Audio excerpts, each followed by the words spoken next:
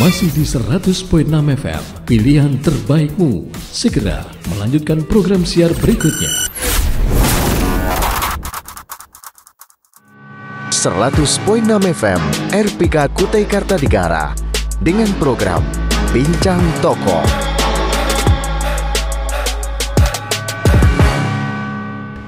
Assalamualaikum warahmatullahi wabarakatuh. Selamat pagi Sobat RPK.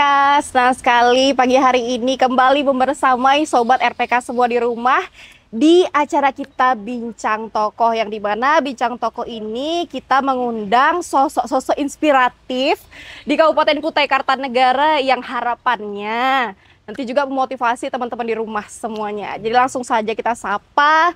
Hari ini kita kedatangan manusia yang luar biasa sekali, manusia multi talenta yang berasal dari Kabupaten Kutai Kartanegara. Kak Aldi Riandana, selamat pagi. Selamat pagi, Via. Selamat pagi ya, Kak. Pagi luar biasa ya. Pagi-pagi luar biasa, Kak Aldi. Wah, luar biasa. Jadi cerita sedikit nih, Kak. Kemarin waktu pembukaan RPK nih. Iya. Launching RPK. Saya tuh di challenge, Bu Via, kalau bisa pada saat launching itu beritanya tuh bisa boom gitu kan. Saya bingung siapa ya yang bisa saya undang untuk membuat RPK ini launchingnya menjadi menyala gitu. Orang yang pertama kali saya pikirkan adalah Kak Aldi Riandana. Wah, terima kasih Pia. Karena saking luar biasanya Anda. Iya, BTW waktu pembukaan kemarin saya juga jujur pas dihubungin Pia cukup happy sebenarnya kan. Karena RPK lagi ada lagi nih gitu kan. Terus pas kebetulan saya bikin konten juga kan, dan share di media sosial, dan kayak saya nggak nyangka ternyata banyak follower saya yang cenderung usianya lebih di atas saya ya. Maksudnya ibu-ibu seperti bapak-bapak 40 sampai 50 ke atas tuh komen, "Loh Mas, RPK ada lagi," gitu ya. Soalnya saya dulu pendengar setianya RPK. Jadi maksud saya waktu kita share, oh ternyata banyak loh orang yang masih menantikan RPK, dan alhamdulillah main lagi ke RPK. Alhamdulillah. Ini makanya aku orang pertama yang harus hubungin pada saat itu Kak Aldi, dan alhamdulillahnya bisa hadir. Terima kasih alhamdulillah ya, Kak Aldi ya. Nah, Sobat RPK, Kak Aldi ini juga dikenal sebagai seorang sosok yang kreatif dari Kabupaten Kutai Kartanegara yang punya banyak talenta dan prestasi nih, Kak. Aku mau tahu, mungkin Sobat RPK juga mau tahu sebenarnya latar belakang Kak Aldi ini gimana sih? Atau memang passionnya memang sudah seperti itu atau gimana? Sebenarnya kalau dibilang udah passion banget, saya juga nggak tahu sebenarnya ya. Karena semua kayak ngalir, tidak direncanakan. Saya pun kalau dari segi pendidikan pun tidak ada yang specifically di bidang ini gitu.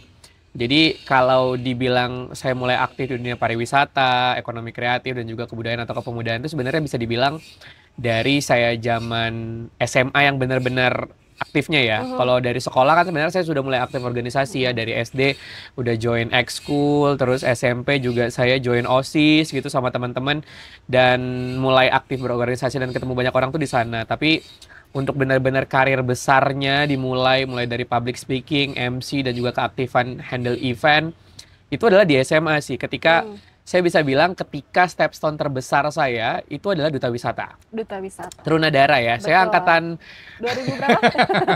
2011 ya. Oh, lama sekali. 2011 ya. Saya ingat sekali kenapa itu sangat teringat. Pertama karena itu adalah momen besar buat hidup saya. Yang kedua adalah waktu itu qadarullah adalah jembatan kita itu runtuh ya. Jadi memang angkatan saya itu cukup banyak nilai historis ya buat saya pribadi dan juga masyarakat Kutai Kartanegara. Tapi yang tadi saya bilang ke Via, 2011 saya join Duta Wisata. Ternyata manfaat yang saya rasakan tuh sampai hari ini gitu. Saya tuh target sederhana Via untuk ikut Duta Wisata Trunadara saat itu adalah saya pengen banget ketemu pejabat gitu ya, bisa ngobrol langsung sama pejabat, terus punya kesempatan mengenalkan daerah saya. Goal saya cuma itu. Jadi either saya dapat predikat A, B, C, bukan menjadi goals utama, tapi goals utamanya jadi finalis dan bisa dapat yang kesempatan tadi saya sampaikan. Dan alhamdulillahnya Via dan juga teman-teman semua, semenjak saya ikut Duta Wisata sampai sekarang itu banyak hal yang di hidup saya tuh dapat berkah dan juga manfaatnya gitu. Saya bisa ikut kegiatan ABC, saya bisa kenal banyak orang luar biasa di dunia pariwisata. Bahkan karena dari Duta Wisata pun saya bisa berkegiatan lainnya untuk bisa berkeliling sampai 10 kabupaten kota dan juga tentunya 20 kecamatan yang ada di Kutai Kartanegara ya. Jadi kalau dibilang perjalanannya memang terasa seperti cepat gitu ya, tapi kurang lebih 14 tahun berarti ya, kurang lebih saya sudah berkegiatan aktif di dunia pariwisata, ketemu banyak orang luar biasa. Saya mungkin orang yang baru juga di dunia ini, tapi perlahan-lahan gitu ya. Ini adalah salah satu bentuk dan juga salah satu hal yang saya bisa kerjakan dan lakukan gitu untuk daerah saya gitu. Kalau teman-teman lain, saya percaya saya ini contoh kecil sebenarnya via banyak orang-orang yang luar biasa di Kutai Kartanegara. Saya mungkin kecil sekali di antara yang lain, tapi saya cuma mau sampaikan bahwa untuk bisa di tahap ini perlu proses, menikmati semuanya, dan terakhir adalah ketika kita dapatin itu semua, ya pasti dibalikin lagi ke masyarakat gitu. Luar biasa sekali. Tapi ngomong-ngomong soal ekskul, Kaldi inget nggak kalau saya dulu pernah satu ekskul sama Kaldi waktu SMP? SMP, Iya. paduan suara. Salah. Apa ya? Ayo, salah. Apa? Apa dong? Ingat nggak? Adiwiyata. Bukan, yang aku Salah. ceritain nih. Jadi, waktu itu aku tuh ikut teater itu karena lihat Kaldi. Oh, teater. Ingat nggak? Ting-ting. Ting-ting. Ya Teater Ting-ting. Jadi ampun. aku pertama kali ikut teater tuh karena lihat Kaldi. Di situ aku pertama kali lihat Kaldi dan aku ngefans banget sama Waduh, Kaldi. ya ampun, zaman Iya, teater ya. betul. Ting-ting, Karena ingat pada banget. saat itu tuh kita waktu itu kalau nggak salah disuruh nyari untuk apa praktek ini kan. Terus Kaldi tuh tiba-tiba kayak aku punya ide, terus kayak langsung dan eksekusinya bagus banget. Oh dan ya, menurut di aku akhir luar sesi kan biasa. kita harus pentas ya. Betul, itu Ya kayak ampun. teringat banget. Terus akhirnya aku masuk Turunadara juga. Itu karena lihat Kaldi pada saat itu. Jadi kayak Wih. memang powerful sekali gitu kan Kaldi itu kan. amin. Influence luar biasa banget lah pokoknya. Amin. Terima Nanti kasih. kita bakal lanjut lagi ke Aldi ya. Siap. Tapi setelah jeda berikut ini, jadi jangan kemana-mana Sobat RPK, tetap di RPK 100.6 FM, pilihan terbaik.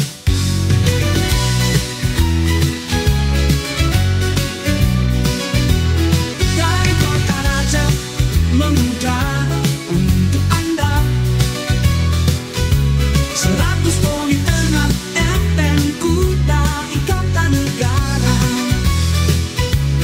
Dari kota raja mengudara untuk Anda 100.6 FM Kutai Kartanegara. Sobat, generasi milenial dan Gen Z dikenal sebagai pemikir kreatif dan inovatif. Mereka tidak hanya menghadapi tantangan zaman, tetapi juga menciptakan solusi baru yang mengubah cara hidup kita, bekerja, dan berinteraksi. Dari teknologi hingga seni, dari bisnis hingga lingkungan, banyak startup yang didirikan oleh anak muda yang menawarkan solusi ramah lingkungan. Ada juga aplikasi yang memudahkan kita belajar, bekerja, bahkan berbelanja. Tetapi, inovasi tidak hanya soal teknologi. Kreativitas juga terwujud dalam seni, musik, dan konten digital. Generasi ini menggunakan platform media sosial untuk mengekspresikan diri dan berbagai ide-ide cemerlang mereka. Siapa yang tidak mengenal influencer muda yang menginspirasi jutaan orang? Tapi ingat, inovasi dan kreativitas memerlukan dukungan kita semua. Apakah itu dengan memberikan apresiasi, berkolaborasi, atau bahkan mempromosikan usaha mereka? Jadi, untuk semua milenial dan Gen Z, teruslah berinovasi dan berkreasi. Masa depan ada di tanganmu.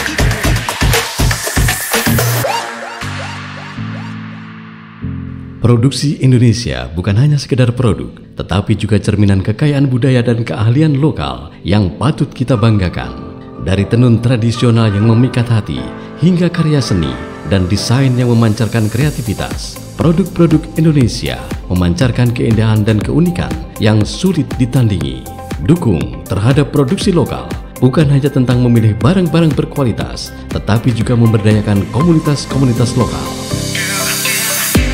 Mari kita jadikan kebanggaan kita pada produk-produk Indonesia sebagai bentuk cinta kita pada negeri ini. Kita cintai produk-produk Indonesia.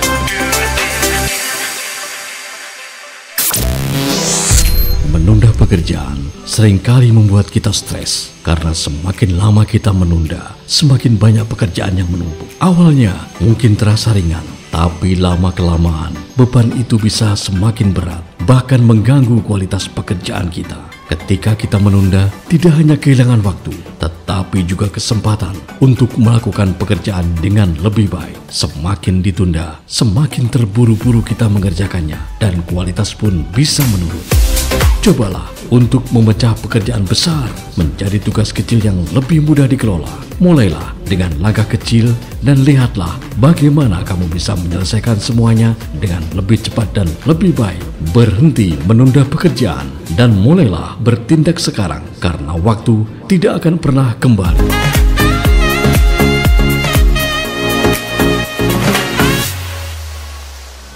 .6 FM RPK Kutai Kartanegara dengan program Bincang Tokoh.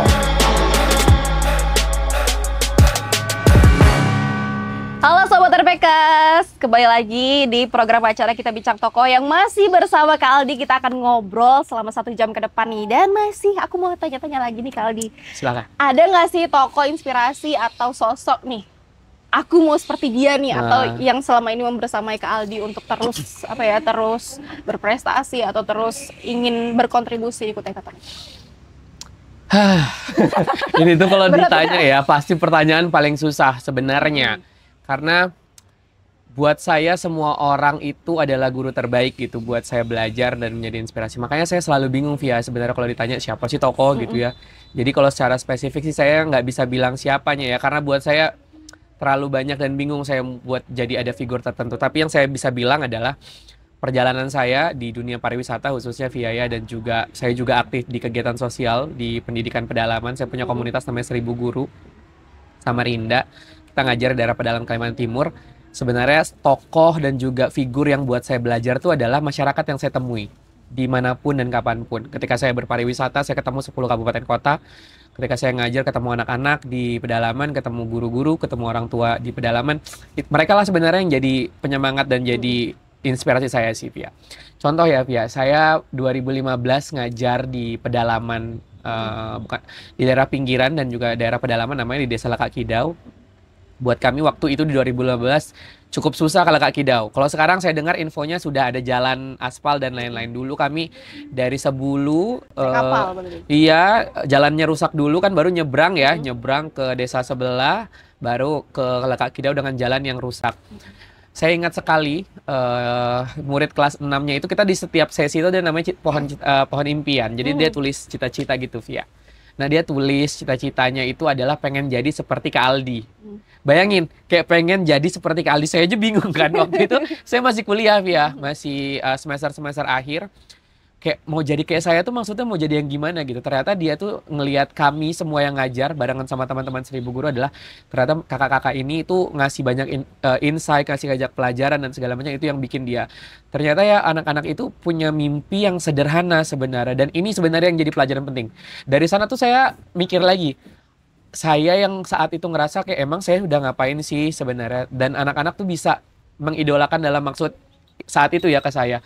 Jadi semenjak itu saya jadi makin mikir lagi, harus banyak ngasih ke orang-orang yang saya temui, harus lebih banyak lagi jadi manfaat di sekitar kita, dan harus lebih banyak lagi bisa bertumbuh bersama gitu, Via. Makanya saya sampai sekarang sama teman-teman masih jalan ngajar di pedalaman. Begitu juga yang saya lakukan di pariwisata. Saya ketemu ketika kami mengangkat explore desa-desa tertentu gitu, karena saya bareng sama Exotical Team, Via ya. Jadi kita aktif barengan sama Duta Wisata tentunya dari Tera, dan akhirnya saya aktif di Exotical Team keliling 10 kabupaten kota. Kita ke pedalaman, ke desa-desa, karena kami percaya bahwa pariwisata Kaltim itu bisa semakin dikenal ketika kita mengangkat desa-desanya. Potensi desa semakin dikenal, semakin banyak desa yang ditemui, dan mereka tuh happy ketika desanya diangkat gitu. Karena kami kalau di Exotical Team itu pengen bahwa potensi yang diangkat tuh selalu sustainable dan berdampak, nggak cuma one shot selesai gitu. Makanya banyak desa yang kami bersamai, kami support, kami dukung. Contohnya kayak Kedang Ipil, Pela itu ya. Pela dulu kami datangin, belum seperti sekarang ya, masih desa nelayan biasa. Alhamdulillah kita gerak sama-sama. Sekarang siapa yang nggak kenal Pela ya? Bahkan jadi desa percontohan terbaik pariwisata untuk daerah Indonesia. Jadi intinya kalau ditanya figurnya siapa? Sederhana. Setiap masyarakat yang saya temui, termasuk Via adalah semua orang yang buat pelajaran buat saya. Hangat sekali ya. Luar biasa.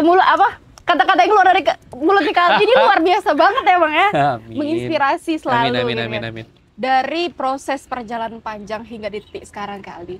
momen berkesan.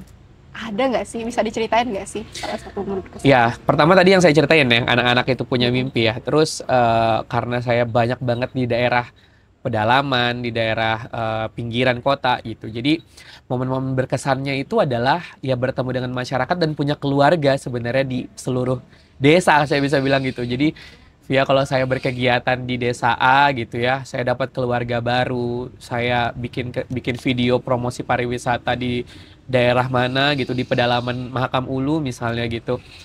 Itu momen-momen berkesan itu yang sebenarnya terus menjadi pengingat saya. Bahkan banyak hal-hal baru yang saya temui. Contoh misalnya di Kutai Kartanegara tadi yang saya bilang sampaikan ke Via, saya ketemu banyak anak-anak. Terus kalau saya keliling Kaltim ada satu hal yang saya baru tahu waktu itu saya ke Mahakam Ulu, Via. Saya baru tahu ternyata di Mahakam Ulu itu ada satu-satunya kabupaten di Indonesia yang punya 2 zona waktu. Oh, Wita dan WIB, dan baru itu tahu saya. ada di Mahakam Ulu, dan saya baru tahu waktu saya berkunjung ke sana. Itu di Desa Tiong Ohang. Itu Kecamatan Longpahangai, salah satu desa terujung yang perbatasan antara Kaltim dan juga daerah lainnya. Saya baru tahu ternyata di sana WIB. Di sana WIB. Jadi makanya pas kami bangun pagi kok anak-anak pada ini ya, nggak sekolah gitu. Ternyata mereka belum sekolah gitu karena memang jamnya yang belum waktunya belum masuk gitu. Jadi momen-momen seperti itu terus saya makin ke hulu ngelihat air Mahakam yang saya sering lihat itu warnanya coklat gitu ya, kayak teh susu. Ternyata kalau semakin ke ujung airnya tuh semakin jernih gitu, semakin dangkal, semakin jernih dan dingin. Jadi momen-momen berkesan itu yang pertama selalu jadi yang berkesan sih buat saya. Selain masyarakat tadi saya bilang adalah fenomena-fenomena unik alam yang ada di Kalimantan Timur, di Kutai Kartanegara, itu selalu jadi inspirasi. Itu juga yang selalu saya bawa sebenarnya via di setiap karya yang saya buat. Karya saya itu selalu berbasis kelokalan, karya saya itu selalu berbasis hal-hal yang memang berangkat dari kebudayaan kita gitu. Itu yang saya coba angkat di setiap karya yang saya bagikan ke orang-orang. Baik Kak Aldi. Tadi kita sudah dengar banyak sekali nih Kak Aldi. Goals Kak Aldi pribadi ini sebenarnya apa sih? Kan sudah banyak proses yang dilalui. Goals pribadi. Kalau tadi kan ingin berkontribusi bla bla bla bla. Kalau goals pribadi Kak Aldi nih gimana? Dulu via sebelum saya aktif di pariwisata gitu ya, saya tuh punya mimpi sebenarnya pengen jadi diplomat gitu. Jadi saya dulu goals pribadi saya pengen jadi diplomat tuh, karena makanya saya kuliah HI ya. Pengen banget jadi diplomat, kayaknya keren gitu ya. Bergerak untuk negara di daerah luar negeri gitu ya, bukan cuma tentang karena pledge di luar negerinya, tapi lebih ke arah saya punya perjuangan hal-hal lain yang bisa saya lakukan di sana gitu. Itu goals yang saya capai, tapi nggak kesampaian kan. Tapi sekarang goal saya, alhamdulillah saya tuh nggak pernah lagi punya mimpi yang muluk-muluk sebenarnya via. Yang penting di umur saya yang sekarang gitu ya, yang sudah tidak pemuda lagi ini dan Udah di atas 30 iya ya? sudah. Terima kasih loh udah diperjelas ya.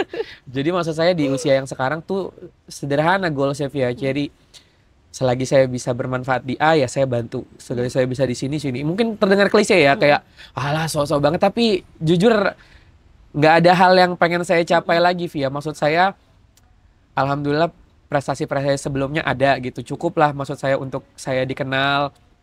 Terus saya sudah ada platform-platform yang saya bangun bersama teman-teman saya yang alhamdulillah juga sudah dikenal, bahkan jadi wadah teman-teman lain untuk berkarya gitu ya. Dan sekarang itu adalah dengan platform yang ada, dengan apa yang saya kerjakan, saya ngejar ya bisa jadi manfaat sebanyak-banyaknya aja sih via gitu. Makanya hari ini pun saya via mau ajak tuh ya sederhananya adalah semoga apa yang saya bagikan hari ini gitu ya, ya jadi manfaatkan jadi jejak digital panjang ya. Betul. Jadi pahalanya bisa ngalir terus gitu, amin misalnya. Amin.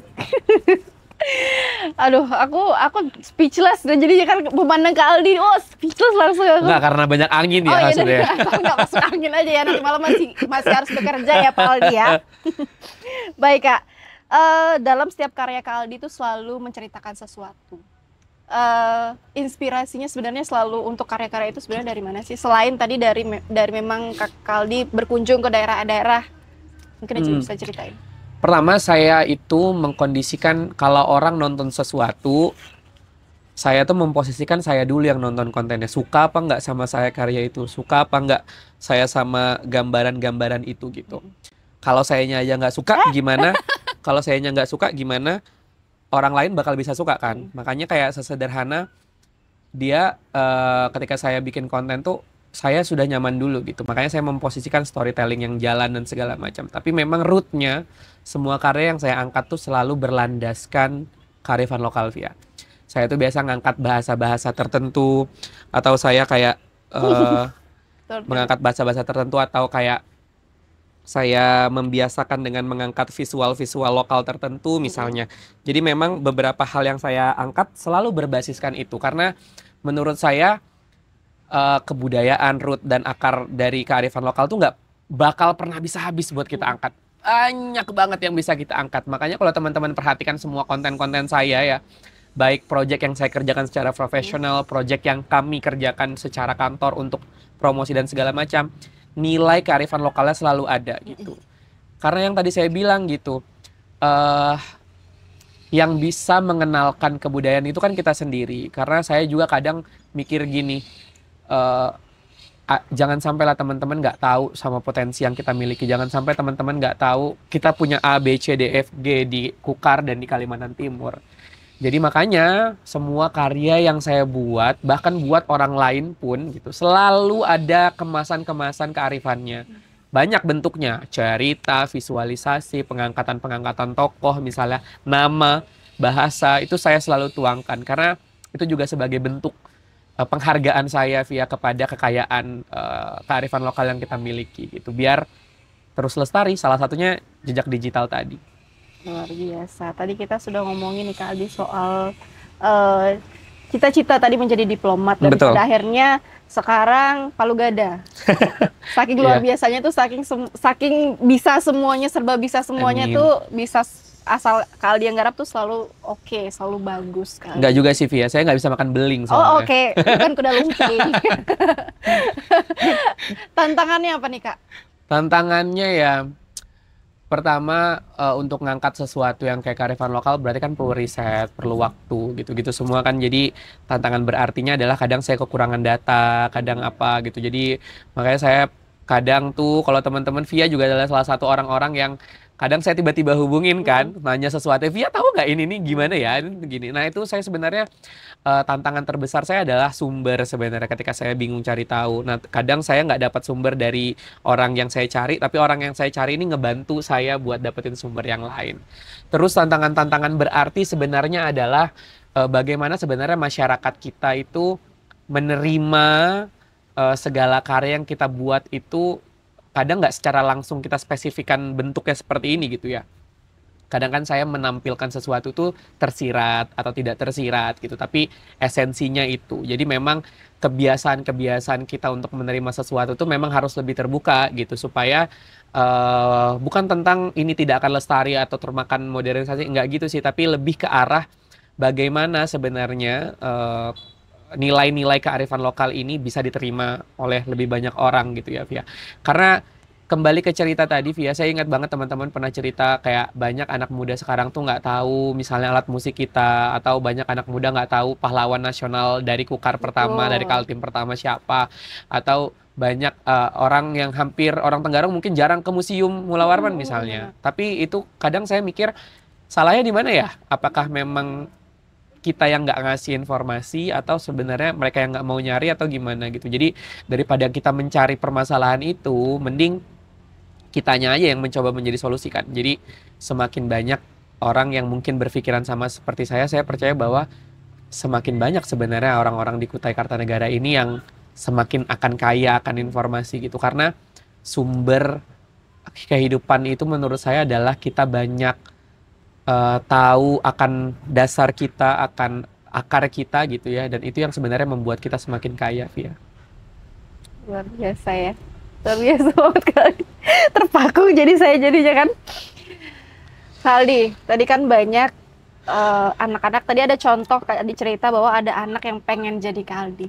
Mungkin bukan cuma anak itu aja, banyak anak lain yang pengen seperti Kaldi. Aku pun kalau punya anak, aku pengennya anak saya sekreatif Kaldi. Amin. Memang udah kelihatan dari kecil kan, karena saya tahu Kaldi dari SMP, jadi kayak tahu banget ini orang bakal jadi besar nih. Amin. Kita tuh harus ngapain untuk jadi Kaldi? Apakah ada tahapan atau kita harus ikut apa gitu, atau kita harus punya pegangan prinsip apa? Atau kalau saya bilang jangan jadi saya ya. Karena untuk jadi saya pun banyak juga prosesnya. Mungkin lebih tepatnya gimana sih teman-teman bisa mencapai goals-nya gitu ya, atau apa, mungkin itu yang mungkin bisa saya bagikan ke teman-teman semua. Jadi saya bisa bilang teman-teman, untuk saya sampai di tahapan ini masih jauh juga. Saya banyak sekali belajar sebenarnya sampai detik ini pun, tapi banyak hal yang mungkin saya bisa bagikan. Mungkin saya lebih dulu masuk di sini buat teman-teman yang lebih muda ya dibanding saya. Kalau teman-teman yang di atas saya, tentu saya pun masih banyak belajar dari mereka. Pertama, Via, kita tuh harus tahu sama diri kita sendiri. Potensi kita tuh sebenarnya apa sih? Kekurangan kita apa, kelebihan kita apa. Nah, kebanyakan dari kita, orang Indonesia itu cenderung tidak mengenal dirinya sendiri gitu secara dalam. Kita tuh lebih mengenal orang lain biasanya ya. Tapi kita tuh sebenarnya harus mengenal diri kita lebih dalam. Kayak sebenarnya apa sih yang kita suka, apa sih kelebihan kita, apa kekurangan kita. Karena dari kita tahu sama itu ngebantu sebenarnya kita buat melangkah lebih jauh lagi. Jadi kunci pertama, kenalin dulu dirinya siapa. Cara kenalin diri itu gimana sih? Mulai coba petain, mapping gitu ya. Kayak 3 kekurangan saya apa, 3 kelebihan saya apa, 3 hal yang saya sukai, 3 hal yang saya tidak sukai, dan hal-hal lainnya. Teman-teman bisa carilah informasi tersebut. Kedua adalah teman-teman gabung organisasi dan juga komunitas. Saya, Via, adalah salah satu contoh produk lahir dari komunitas dan organisasi.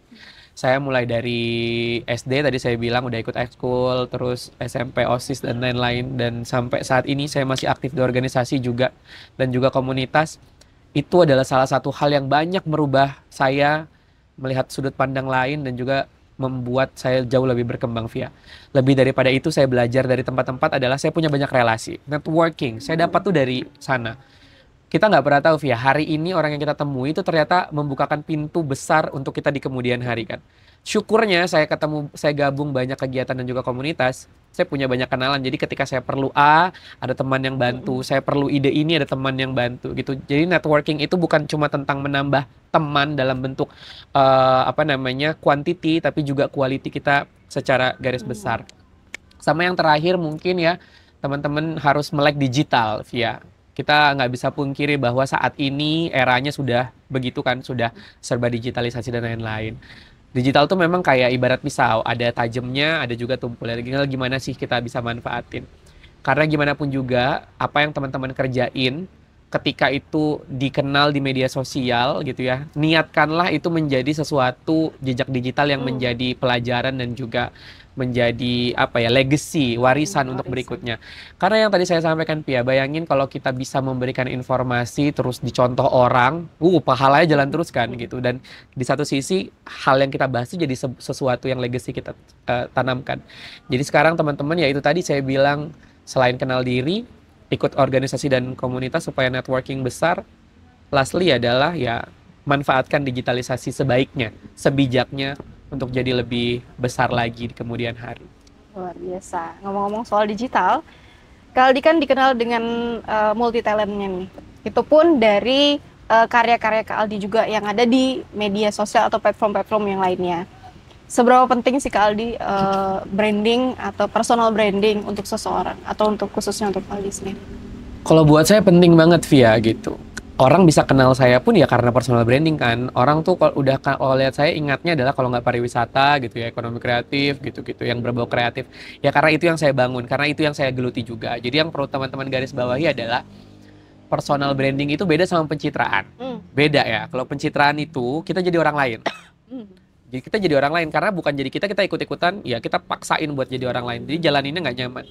Kalau personal branding itu adalah sesuatu yang memang kamu, tapi kamu tingkatkan lagi untuk semakin dikenal. Contoh ya, misalnya backgroundnya jurnalistik. Itu kan yang kamu dalemin. Nah, personal brandingnya bakal ingatnya itu. Sekarang orang tahu Via apa? Kalau nggak jauh-jauh dari radio gitu kan ya, jurnalistik dan lain-lainnya. Karena itu branding yang dibangun. Jadi Via ngerjainnya juga nggak capek, nggak pusing, dan tetap nyaman. Karena itu sesuatu yang dekat. Jadi saya bilang personal branding itu penting karena itulah bentuknya orang mengenal kita. Itu adalah identitas kita yang orang tahu, baik offline secara pun online ya. Tapi tinggal bagaimana kita mengemas. Jadi personal branding itu sebenarnya spesifikasinya luas. Tapi secara dibilang penting apa enggak, ya penting. Karena itulah sebenarnya jadi salah satu corong orang mengenal kita, orang mengenal value kita, orang mengenal potensi kita gitu. Karena personal branding lah yang akan menjadi jawaban itu semua, Via.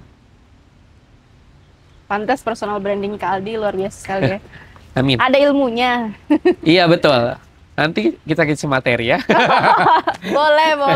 Tapi bisa di-spill sedikit nggak sih sebenarnya ilmu-ilmu terkait itu tuh? Iya, tadi yang saya bilang gitu. Personal branding itu ya tadi saya bilang mulai pertama kalinya adalah kita kalau diomongin orang tentang topik tertentu tapi kitanya nggak ada di sana, itu sebenarnya personal branding tuh ya. Misalnya nih saya lagi diskusi sama teman saya kayak kita perlu deh MC ataupun reporter khusus misalnya buat meliput siapa ya? Kayaknya Via deh misalnya gitu. Kenapa ya kita ngehnya itu Via? Ya karena personal branding yang sudah Via bangun. Justru personal branding itu adalah brand yang kamu bangun itu dikenal orang ketika kamu tidak ada di ruangan itu. Jadi itu yang sebenarnya harus kita bangun. Nah dari situ banyak lagi prosesnya. Tadi yang saya bilang kayak banyak jejaring, melek digital itu juga bagian sebenarnya untuk semakin memperluas personal branding kita gitu. Karena kebetulan personal branding, pariwisata ekonomi kreatif itu adalah sesuatu yang dekat sama saya. Itu yang saya sering saya kerjakan. Jadi saya selain kerja jadi MC gitu ya, bilingual dan juga creative director, saya juga aktif sebagai seorang public speaker gitu. Jadi memang topik yang saya bahas kurang lebih ya topik-topik yang tadi sih. Berangkat semua dari pengalaman tentunya. Biasanya yang kemarin ikut sertifikasi ya? Iya, bareng kan? Baik Sobat RPK, nanti kita akan ngobrol lagi dengan Kak Aldi Riandana. Cuman kita bakal lewat dulu nih iklan satu ini. Jadi jangan kemana-mana, tetap di RPK 100.6 FM, pilihan terbaik.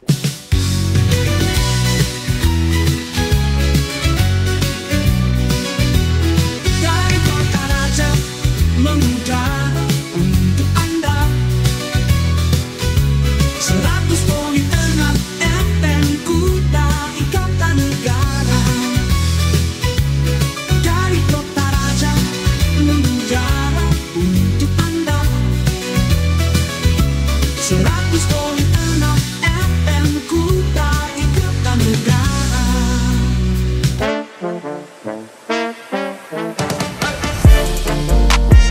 Di tengah kesibukan dan godaan berbelanja yang ada di sekitar kita, kadang kita lupa untuk membedakan antara apa yang benar-benar kita butuhkan dan apa yang hanya sekedar keinginan. Kebutuhan itu adalah sesuatu yang penting untuk kelangsungan hidup kita, seperti makanan, pakaian, tempat tinggal, dan kesehatan. Tanpa kebutuhan ini, kita nggak bisa bertahan hidup dengan baik. Sedangkan keinginan, meski bisa membuat kita bahagia sesaat, sebenarnya bukan sesuatu yang mendesak atau harus dimiliki sekarang. Penuhi dulu kebutuhan yang pokok, baru sesekali jika ada sisa, Anda bisa memenuhi keinginan Anda. Lebih bijak dalam memenuhi kebutuhan dan keinginan kita, karena hidup yang seimbang dimulai dari keputusan yang tepat. Tetap cerdas, tetap bijak, dan tetap semangat.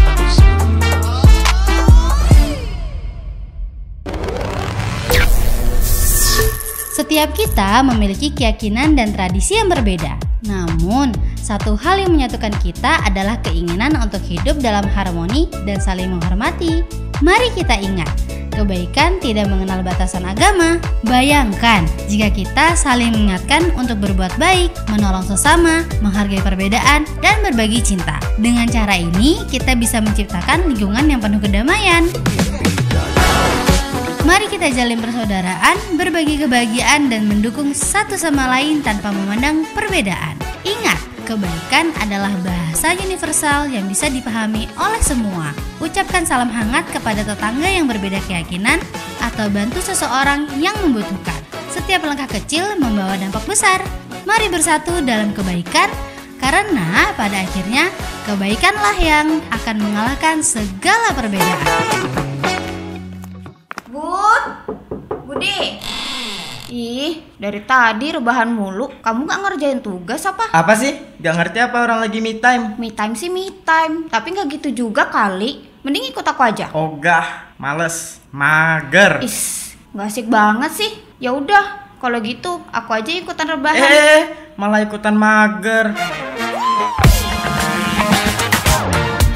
Sobat, kebiasaan malas gerak akan membuat kamu kehilangan massa otot dan bisa terkena osteoporosis, cepat lelah, dan yang sangat mengkhawatirkan, fungsi otak bisa menurun loh. Makanya, suka gerak dong dengan aktivitas positif apa aja. 100.6 FM RPK Kutai Kartanegara dengan program Bincang Tokoh.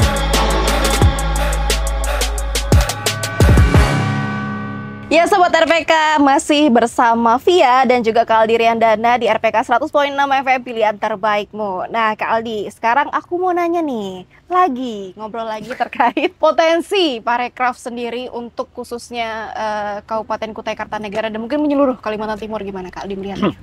Kalau dibilang potensinya tentu besar ya Via. Kita tahu banget Kutai Kartanegara itu adalah pionir ekosistem ekonomi kreatif terbesar di kawasan timur Indonesia dan juga di kawasan Pulau Luar Jawa. Di luar dari Pulau Jawa maksud saya. Kita tuh 2 kali Via dapat kata kreatif atau kabupaten kota kreatif, dan itu menunjukkan bahwa memang potensi besar kita ada banget gitu. Jadi Kutai Kartanegara itu potensi ekonomi kreatifnya dari 17 subsektor yang ada, kan kita seni pertunjukan ya. Karena memang Kutai Kartanegara itu terkenal dengan banyak sekali seni pertunjukan yang hidup. Kalau teman-teman ingat, kita punya banyak festival-festival besar, bahkan festival ataupun perlombaan atau kompetisi yang berbasis event itu tumbuh dengan sangat subur di Kutai Kartanegara. Bukan cuma di Tenggarong ya, tapi di berbagai kecamatan dan juga desa yang ada di Kutai Kartanegara. Bahkan pemerintah-pemerintah kita dari periode sebelumnya juga sudah getol akan potensi ekonomi kreatif, makanya ada beberapa program yang berkaitan. Saya lihat juga periode saat ini, saya juga melihat bahwa ada lagi concern yang besar terhadap ekonomi kreatif. Justru itulah yang harus kita dukung ya, karena memang bagaimanapun juga Via, kita tahu bahwa Kutai Kartanegara ini penopang terbesar perekonomiannya adalah dari sektor ekstraksi ya. Jadi memang dari sumber daya alam. Saat ini kita masih fokus di sana, tapi saya percaya bahwa pelan-pelan pemerintah kita juga mulai sebenarnya memberikan ruang-ruang dan juga menyiapkan ruang-ruang lain agar potensi-potensi sumber perekonomian kita juga tumbuh subur dengan yang lainnya. Salah satunya melalui ekonomi kreatif. Sekarang juga mulai lebih banyak lagi bertumbuhan ya seni pertunjukan kita, UMKM juga terasa. Jadi makanya saya bilang ekonomi kreatif dan juga pariwisata itu dikenal dengan multiplier effect atau efek domino. Ya, jadi kalau satu sukses, yang kerasa sukses tuh banyak berputar. Contoh misalnya destinasi wisata Pela gitu rame. Yang dapat dampak siapa sih? Bukan cuma orang Pela loh. Pela memang pasti dapat. Tapi yang dapat lainnya adalah orang-orang di sekitar Pela yang bantu menyeberangkan, travel yang mengantarkan. Misalnya orang dari luar negeri nginap dulu di hotel kita dulu di Tenggarong misalnya, baru lanjut ke sana. Makanan belum lagi Via. Jadi memang sektor semua itu berputar. Makanya saya bisa bilang adalah Kutai Kartanegara itu selain dari sumber daya alamnya yang dimanfaatkan sebagai perekonomian, tentu yang paling besar lain adalah pariwisata dan ekonomi kreatif. Dan perlahan-lahan SDM kita mulai dibenahi ya, mulai dilatih. Saya percaya itu teman-teman juga anak muda sekarang sudah menjalankan industri dengan baik. Tapi tentu ini bukanlah akhir ya. Kita perlu sekali pemerintah terus berkomitmen untuk memberikan pelatihan kepada SDM, dan tentunya teman-teman seluruh pelaku ekonomi kreatif di Kutai Kartanegara juga semakin melihat ini menjadi peluang besar dan terus mengabdikan dirinya untuk bersama-sama membangun Kutai Kartanegara melalui bidang yang mereka bangun. Begitu. Baik Aldi. Sumber daya alam kita melimpah. Betul. Kemudian potensi melalui pariwisata dan juga kebudayaan kita itu baik. Dan SDM kita juga sedang dibangun. Tapi menurut Kak Aldi, apakah SDM kita siap? Apalagi dengan hadirnya IKN. Seperti apa Kak Aldi? Bukan siap atau sudah tidak siap ya, harus siap jadinya Via gitu. Di Tenggarong khususnya ya, teman-teman terus bersiap ya akan hal tersebut, dan memang harus siap. Begitu juga teman-teman di kecamatan-kecamatan lain juga terus bersiap pelan-pelan. Makanya saya berharap bahwa pemerintah terus melihat ini menjadi sesuatu yang penting untuk dibangun, karena memang salah satu penggerak utamanya itu memang SDM. Kalau SDM-nya tidak bergerak, bagaimana bisa kita potensi-potensi yang, apalagi ada IKN yang tadi Via sampaikan ya. Jadi memang sekali lagi SDM itu bisa bergerak dan bisa maju besar bukan cuma karena pemerintahnya mau ngasih nih gitu. Tapi masyarakatnya juga harus aware dan harus ngelihat ini sebagai potensi. Jangan sampai kita teriak-teriak, kok kita nggak dikasih ruang, kok kita nggak dikasih ini gitu. Jadi jangan sampai kita gitu. Kita juga harus jemput bola misalnya, kita juga harus bergerilya mencari informasi, kita juga harus melihat itu. Jangan sampai kita cuma kemakan karena kita orang lokal jadi harus ada space-nya gitu. Jangan sampai ada begitu ya. Maksud saya kita tetap orang lokal, tapi kita tetap punya potensi dan juga kompetensi. Makanya sekarang kalau ada pelatihan, ikuti. Kalau ada event, ikut experience-nya, nikmati semuanya, sama-sama berbenah. Tapi saya yakin teman-teman Kutai Kartanegara itu punya semangat yang luar biasa, dan sampai saat ini semangat itu akan terus menyala sih ya. Menyala bangku ya. Menyala banget ya. Menyala Amin, banget amin, ya. amin. Ya Kak Aldi. Sampai lupa aku kan mau nanya apa, kan saking Kak Aldi itu kayak sudah menjawab semuanya gitu, pertanyaan tuh kayak nggak penting banget gitu loh, karena Kak Aldi sudah otomatis udah langsung luar biasa banget. Ngomong-ngomong tadi kita sudah ngebahas soal parekraf ini di Kabupaten Kutai Kartanegara, kemudian juga untuk industri kreatifnya sendiri nih, bukan apalagi sekarang kan era digital yang segalanya serba kita tuh harus mengejar, dan cukup cepat. Dari saya SD yang HP itu masih belum ada kameranya, belum sekarang kan udah luar biasa banget masifnya. Gimana nih Kak? Iya, jadi akan hal tersebut tentu teman-teman pelaku-pelaku ekonomi kreatif, karena ekonomi kreatif itu bukan cuma UMKM ya. Saya kadang tuh orang tuh multitafsir mikirnya ekonomi kreatif tuh UMKM, padahal enggak gitu. Ekonomi kreatif itu skalanya luas sekali, ada 17 subsektor yang tadi saya bilang. Dan saya ngelihat bahwa teman-teman sekarang di Kutai Kartanegara itu perlahan sudah mulai melek digital, sudah mulai aktif di media sosial, sudah bikin konten yang rapi, yang bagus gitu ya. Sekarang juga udah mulai ngelihat konten apa sih sebenarnya yang diperlukan orang. Sekarang kalau UMKM kita dari beberapa subsektor itu udah menjual produknya juga menggunakan platform-platform digital ya. Jadi saya ngelihat bahwa bahkan kalau teman-teman tahu di Kutai Kartanegara ya, di beberapa kecamatan itu jual belinya udah ekspor bahkan. Jadi yang saya mau sampaikan adalah meleknya digital itu sudah perlahan-lahan. Walaupun mungkin memang masih beberapa ada daerah di Kukar itu yang blank spot gitu. Kita nggak bisa pungkiri juga ya Via ya.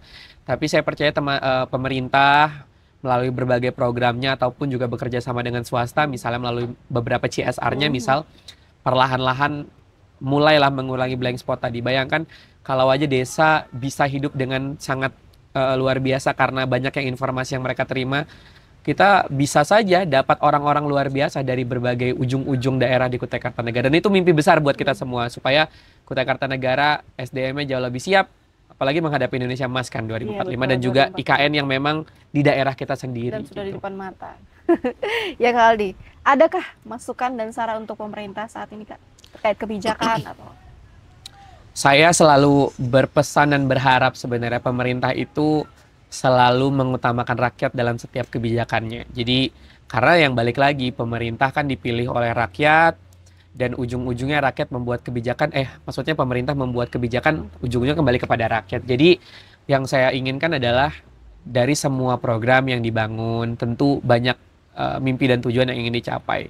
Tapi jangan pernah lupa ada masyarakat-masyarakat yang memerlukan program yang memang maksimal untuk mereka. Jadi nggak muluk-muluk Via, saya percaya selalu bahwa pemimpin itu sudah diberikan jalan dan takdirnya untuk memimpin ya.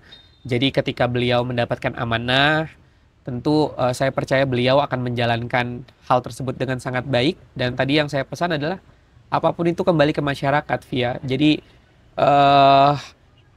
tidak ada tujuan dan goals lain selain untuk kesejahteraan bersama gitu. Rakyat yang paling utama, karena ketika rakyat itu sejahtera, daerah itu majunya akan terus membersamai gitu Via.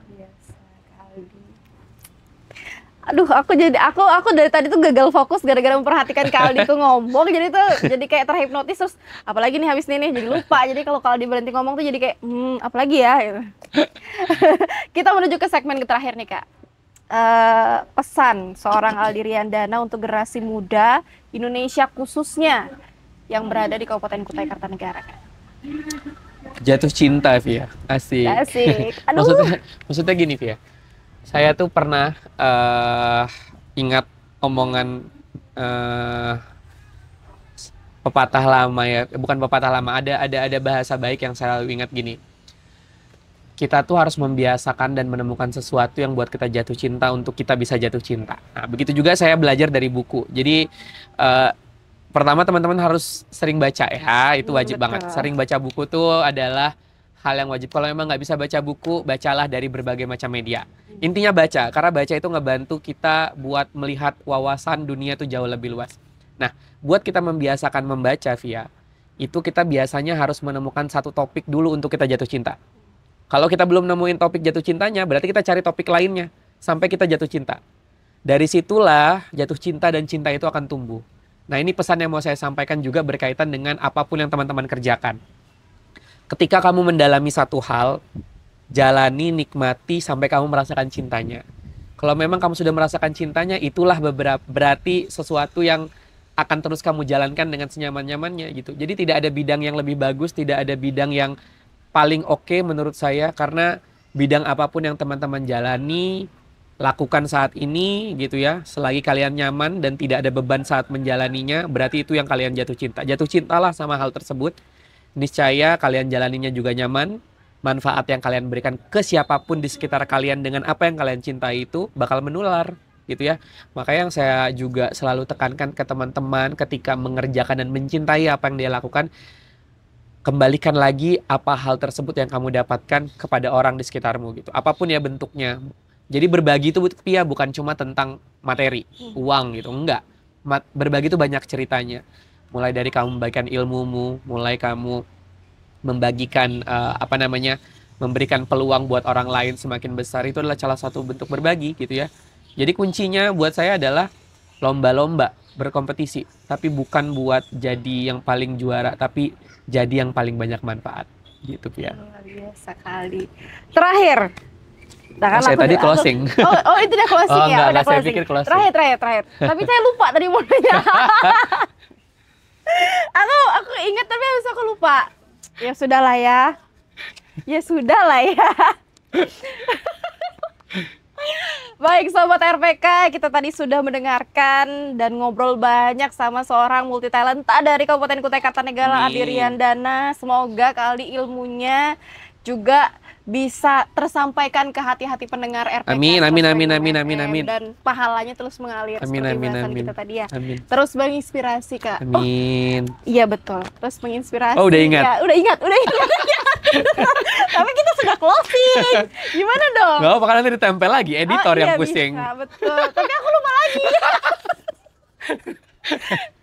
Aku punya short term memory, jadi kadang suka gitu, suka tiba-tiba ngobrol. Sama. Gitu. Terima kasih Kak Aldi sudah membersamai kita di RPK 100.6 FM. Sama-sama. Harapan nanti bisa kami undang lagi untuk materi-materi selanjutnya. Amin.